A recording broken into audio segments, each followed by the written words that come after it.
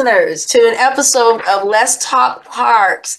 And I am today's host, Lakita Frazier, a senior consultant with BerryDunn, and I'm excited to introduce you to our esteemed guests as we're today talking about accreditation, CAPRA accreditation. And CAPRA is short for the Commission for Accreditation of Parks and Recreation Agencies. And we have today joining us Christopher Bass, Mr. CPRE. Congratulations on that new title as well. And he is the chair for the CAPRA Accreditation Committee. And so, Chris, thank you for joining us today. And I'm excited. Can you tell us a little bit about your background, your journey in Parks and Recreation, and what led you to become the chair of CAPRA?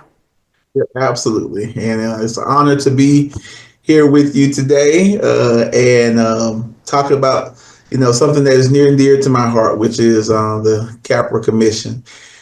I'll start. I've now been in the field going on 17 years. I started in my hometown, Columbus, Georgia. Worked there for 10 years. Started on the programming side, and then moved my way up in leadership. And I took a step out on faith and transitioned to the city of Douglasville, where I'll share my first task coming in the department was to lead our accreditation efforts. And in doing that, I got the opportunity to learn so much about our organization, which really helped me as I transitioned into a new department, being in uncharted territory and that not having that space that I really knew and understood the department. So the accreditation process was so important to me, to where it became my best friend in Douglasville. And from there, we were fortunate to become an accredited agency in 2020. Congratulations. Thank you. Joining the ranks of about 200 agencies at the time. And once we became an accredited department, I remember when you shared the information with me about the CAPRA Commission. I believe you were the president of the Ethnic Minority Society at the time. Wow, yes, sir. I remember that. And they were looking to make sure that we were recruiting throughout our membership when NRPA reached out. And I shared that application. Thank you so much for reminding. And so from there, you got on the commission, you served. And what roles did you serve before you became chair? Yeah, so when I initially came on, I was a commission member and eventually moved up because I am a nerd of our profession, and I'm always asking questions and wanting to learn more. There were members on the CAPRA Commission who saw that and saw my level of engagement. So they, voted me in to be the secretary, and from being secretary, chair-elect, and currently chair. So it's been 5 years now that I've been on the CAPRA Commission, and it has really been a great experience so far. That is wonderful. Well, it is great to have you on with us today, because not only are you serving in capacity as a director of an accredited department, also as the CAPRA chair, but you're currently one of our clients, and we're working with you on strategic planning. And one of the very first things you stated to us was to make sure that strategic plan process was in alignment with CAPRA accreditation. So yes, sir. You don't just talk about it, you believe in it. Now, but what excites you most about Parks and Recreation today, our field and what's happening? So, the pandemic, although it was a really hard time for the world, everyone impacted by the pandemic, it was opportunity for Parks and Recreation to really get credit that we deserve, that we've have been seeking this entire time. People understanding the impact that Parks and Recreation has on the community. When other places had to shut down, where did people go? To the parks. Yeah. It's open space, and it really helped show just how essential we are. So that trend that I have noticed is continuing to climb. We're really we're going off of that momentum, and we're continuing to make major impacts in our community through conservation, through social equity, and it's just a great time to be in Parks and Recreation. Wow, it definitely is. It definitely is. Now, let's talk a little about CAPRA and accreditation and some insights. For those individuals that are listening today that may not be familiar, can you briefly explain what CAPRA accreditation is and why you feel it's important for parks and recreation agencies? Yeah. Yeah. So the CAPRA accreditation is, I guess, to make it very simple, it is the stamp of approval that says you are doing things in a manner and in a way that you're supposed to be doing based on how a parks recreation system should be ran. It's doing the right things and doing it the right way. And I think it's so important that we do that because there are times where our profession is somewhat treated like the redhead stepchild of the municipal government, Mhm. whereas this accreditation shows no, we are serious. This is how we handle business. And when we do struggle, there are particular areas where we may need to work on, whether it be bringing more visibility to what we're doing or having planning processes put in place or procedures for certain things like emergency management. This process helps provide that avenue for us to be able to put those things in place if we don't have them. So ultimately, it's that stamp of approval that says, yes, we're doing what we're supposed to be doing and we're good stewards of tax dollars. Yes, I would often say that it is the checks and balances. It is that incorporation of the best practices Mm-hmm. that are now broken into standards. Yep. And in those standards, where those best practices and trends lie, it helps align departments' visions and values. And so, yeah, accreditation, and I say that it's a process that's not just the submittal, it is maintaining it. So, what are some key benefits you've seen for agencies that have achieved accreditation? Have your department benefited from achieving accreditation in Douglasville? Yes, absolutely. And I'll even share in my previous department as well. I now have worked in two accredited agencies, and I can tell you, full transparency, there was a time in both of these agencies where some type of change really impacted our department. When you have a major shift in leadership, that impacts the entire operations of the Parks Recreation Department. And sometimes, things fall off. And I can tell you that has happened in both agencies I worked in. And I can tell you that we were able to use the accreditation process to get us back on track. I talked about that planning piece, but another part of that is having certain things in place, like your policies and procedures handbook, saying, how are we going to make decisions and how are we going to make sure that we're protecting not only the community, but how are we protecting our employees? And I can tell you in both instances, the CAPRA accreditation process has helped bring consistency to those departments. Wow. And would you say that your elected officials, how did they feel about the accreditation in both of those agencies that you worked in? Did they view it as an achievement to be celebrated? And what would you say about that experience with your policymakers? Yeah, I can tell you in both instances, it helped rebuild trust with our Wow. elected officials and our residents, those individuals that we serve every day.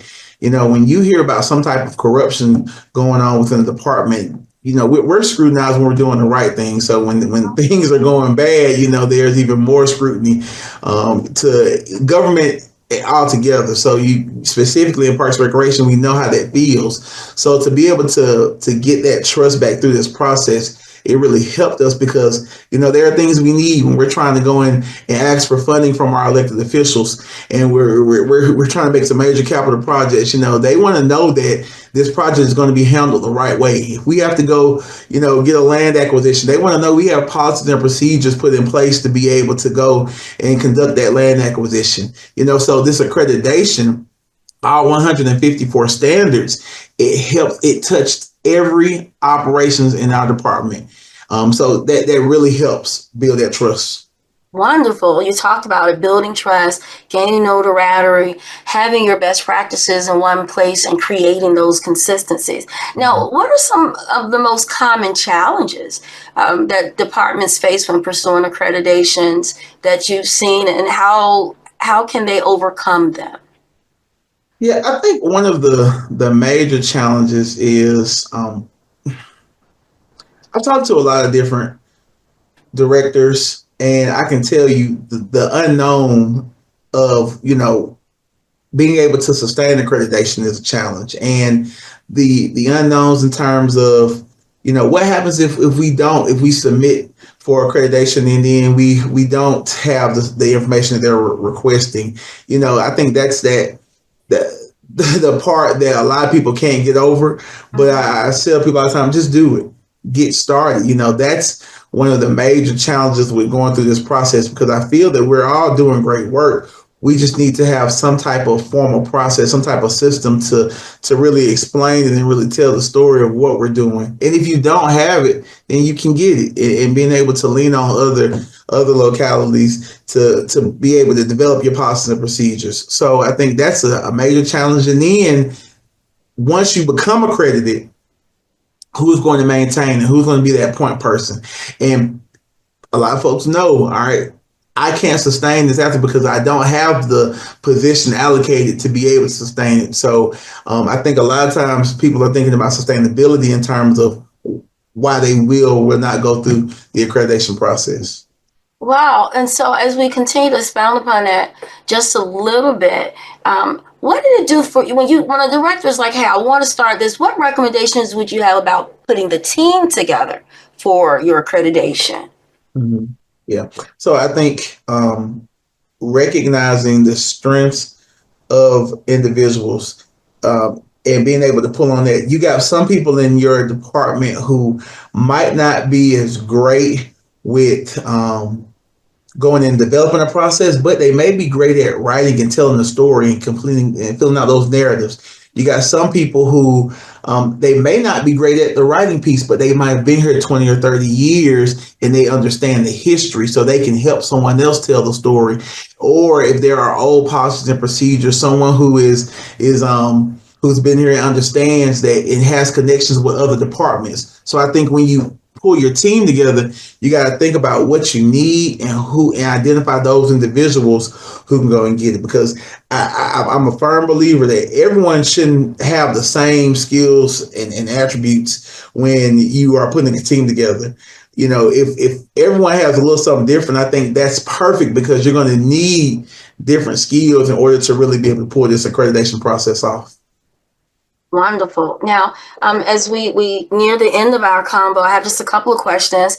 So, as a consultant, I've been in this space now for about 2.5 years off on my own before coming here to BerryDunn. But what I saw then and even now, whether it's in the proposal or it's in the dialogue with clients, what would you say, how can consultants play a role in helping agencies navigate the accreditation process? So in the role of consultant for an agency, I think you have to look at the planning realm of accreditation. There are several standards that focus specifically on future planning. And in those standards, it clearly outlines how those plans should be developed and what information should be within those plans. I think if consultants take those documents, those standards, and tailor those planning functions to those standards, I think you'll see that will be more beneficial for a department, so that it directly aligns with the best practices of our industry. I take our master plan, for example, and I use, there's a standard 2.4 developing master plan, and it's specifically lists out each function that should be included in that master plan. Same for standard 2.5, which is the strategic plan. It lists specifically what function should be in there. If consultants are able to go in and identify that information and then embed that in those plans and make sure they're getting the information from those frontline staff members when you're having those interviews, and even from the elected officials getting it and embedding it all within those plans, I think it will help for a better plan, and it will position the agency for accreditation. Wonderful. Can you share any examples of how this has been done successfully? And then even share how it hasn't been done successfully in the perspective of using consultants and helping with the accreditation process? Yeah, so I'll speak with. I'll give you the recent example here as we're working with BerryDunn on our strategic plan. That's a great example of how we are directly aligning it with our accreditation standards. And I'll tell you, there's one particular section that talks about research and it talks about conducting feasibility studies. That is a huge standard for us. And we've been able to conduct a performer for a new rec center that we're building in Douglasville through BerryDunn. Those types of documents are things that, us as practitioners, we don't always have the resources, especially Mhm. an agency my size.